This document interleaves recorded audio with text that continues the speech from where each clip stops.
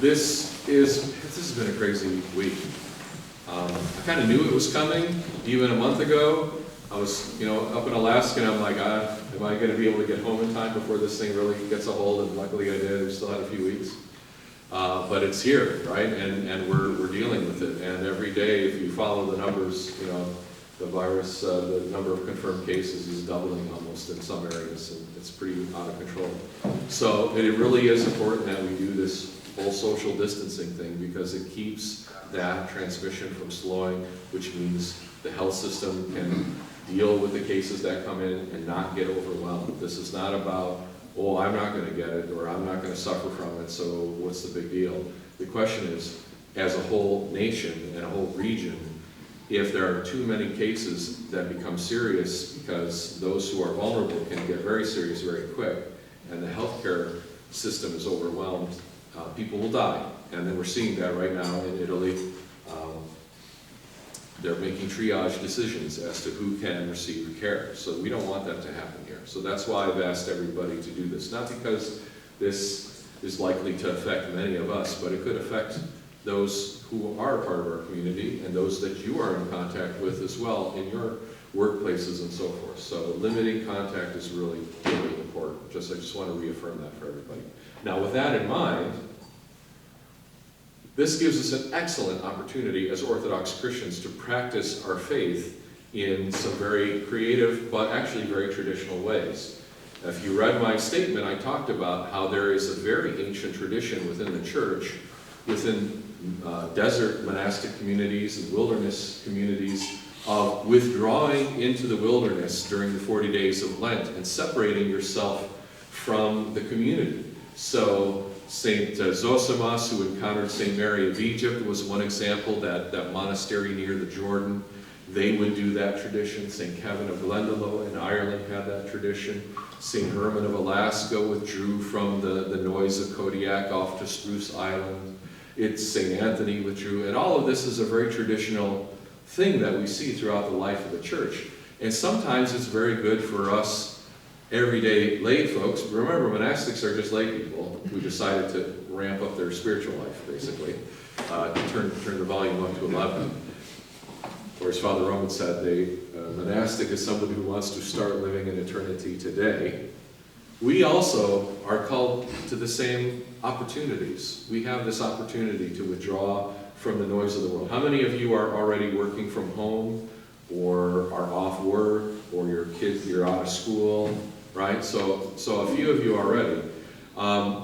That can be really fun if you enjoy it, or it can be really awful if you hate being stuck in the house, right? So what I would really encourage you to do is start thinking, if you haven't already, of how to budget your time when you're at home or when you're not doing the normal things that you do while you're in this withdrawal state, this social distancing, self-imposed exile state, and see what are the ways that you can make it an opportunity for prayer and contemplation and fasting. First of all, it's Lent. We're fasting. You shouldn't have to worry about a TP shortage because you shouldn't be having to go to the bathroom as often if you're fasting. Just putting it out there. It's hard to strictly fast, full fast, water fast, basically, if you're working. But if you're at home and you don't have to do a lot of moving and traveling and working and things, you might consider take one day out of each week and do a complete fast. If you're coming to Wednesday night services, or even if you're not coming to the Wednesday night service to receive communion, it's traditional to fast the entire day, not just from noon, but the entire day before that liturgy. You might consider doing that as part of your spiritual discipline for this time of social distancing, even if you're not coming to church, so that you're breaking the fast with the liturgy of the entire church. So you're still plugged in, even though remotely, so to speak. In a way that's a deeper way, actually, than the live stream can even give you. Another way is to really make sure that the time you're taking, you're reorienting your house. This is a great time to do the whole Marie Kondo thing in your house. If you were looking for a chance and opportunity, it's a great time to do that. But spiritually also, if you don't have a dedicated place for prayer in your home, Some people have an icon corner. Some people have like a little mini altar somewhere in their home, sometimes two, like one centrally and then one in their bedroom for their personal prayers. Maybe it's a good time to actually develop that. Maybe it's a time to clear out a space and say, you know what, this is going to be the time, a place where I can come, stand before the Lord in prayer, maybe have enough room to do some prostrations for St. Ephraim's prayer, a place where I can center myself in front of God in my heart and really take advantage of this time. Father Roman Raga also said, thank God for the communist prisons, because he was put in the communist prisons and suffered horrible things, but in the process of being put into that situation, and especially in solitary confinement for inhuman amounts of time, he said, you know what, if it hadn't been for that, I would have never gone deep inside myself and found God. Until then, it was all ideas. It was all, I was a person made out of quotations from books, he would like to say. We today are people made out of memes and movie quotes, maybe, but the same idea.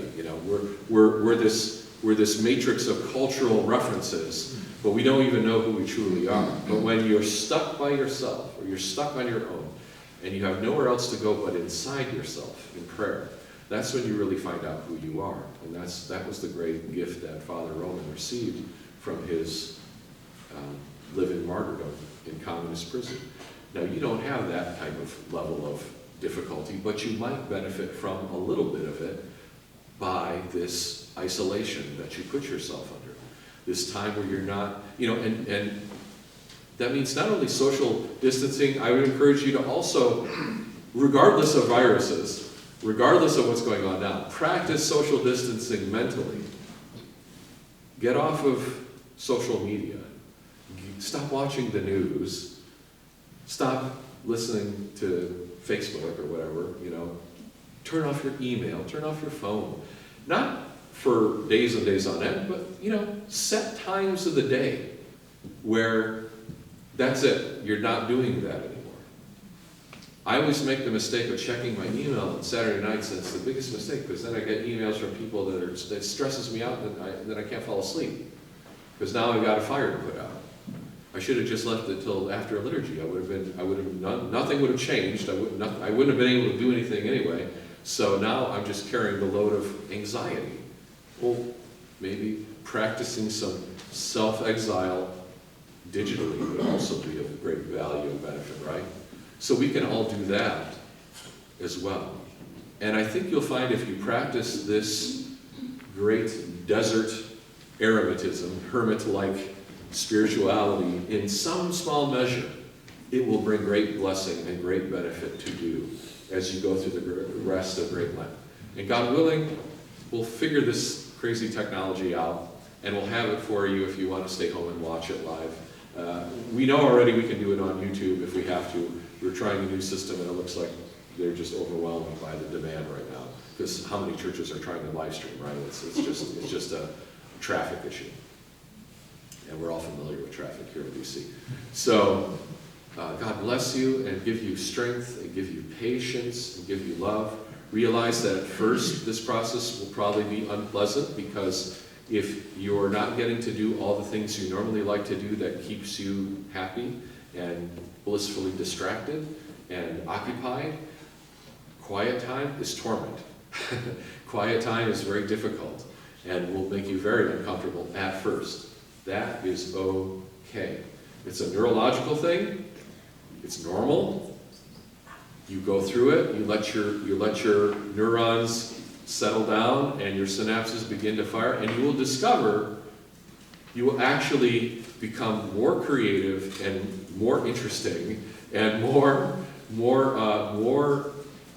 intellectually stimulated through the silence than you were with all the distractions. TV and screens and all that garbage makes your brain lazy, and your brain doesn't work as hard. When you turn off the TV, you turn off the computers, you turn off all that stuff, you actually will find that your brain starts to rediscover its natural ability to be creative and come up with new and interesting things. So you might find this to be a great renaissance for you, not only spiritually, but maybe even professionally. at least intellectually. So I hope that you'll take all of this seriously in mind and really take advantage of the blessing that goes along with the difficulty. Every time there's a difficulty in our life, whether it's just individually or culturally, like what we're going through now, you can look at it negatively and just say, oh, terrible, terrible. Or you can really see the blessing that God has prepared for you in that time of trial and testing. And if you do, you'll just be so filled with joy, and you'll come back more powerful than ever. So may God bless you. If you didn't get any Antiterum, we're not trying to distribute Antiterum, but there were so many of you we felt we could. There are little cups here, so just take the cup with you.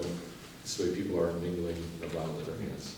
But when you come to venerate the icons, feel free to venerate Mr. Hand Sanitizer with your hands. And then please don't kiss the icons while you're here in the church. It's just a case with glass. It's not, there's nothing mystical to it. Okay, we don't want there's germs on it when you kiss it, so we don't want to spread those. So it's okay. It's not impious to refrain. But now is the time to be a little more cautious than usual. So just go ahead and do that. We don't have coffee hour. You're not going to do coffee hours or Lenten suppers for the next foreseeable future, probably till at least, Holy Week. We'll see what the disease vectors look like. We don't want to rush back too soon, because what you see is, if you've seen the whole thing about flattening the curve, look that up. If you don't know what that is, understand what that means. You can flatten the curve, but if you rush back too soon, you'll get a second spike, and the second spike can be worse than the first. So we're going to be extra careful. We want people we don't need unnecessary sickness and death in our culture right now. We have enough in the world. There's enough problems. Let's do what we can do to make it a better time. All right? So may God bless you. Thank you for giving me a sinner, and enjoy your day, and come and bow before the Lord and lead your way in peace.